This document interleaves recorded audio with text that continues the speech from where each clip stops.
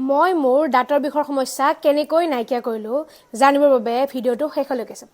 আচলতে যোৱাকালি আমাৰ ঘৰত এগৰাকী বাইদেউ আহিছিলে আৰু বাইদেউগৰাকীয়ে কৈছিলে যে তেওঁৰ বোলে বহুত বেছি দাঁতৰ বিষ হৈ আছে আৰু কিবা মেডিচিন লাগে। বাইদেউজনীক মই ক'লোঁ, বাইদেউ মোৰ তাততো কোনো মেডিচিন নাই, আপুনি এটা বস্তু ট্ৰাই কৰি চাব পাৰে।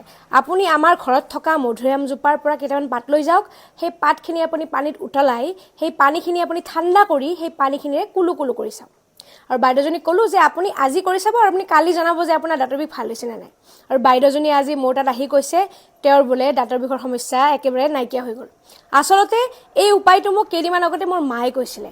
মোৰো বহুত বেছি দাঁতৰ বিষ হৈ আছিলে, চ' মায়ে মোক কৈছিলে যে মধুৰিআমৰ পাত যদি পানীত উতলাই সেনেকৈ পানীখিনিৰে কুলু কুলু কৰা যায়, দাঁতৰ বিষৰ সমস্যা নাইকিয়া হৈ যায়।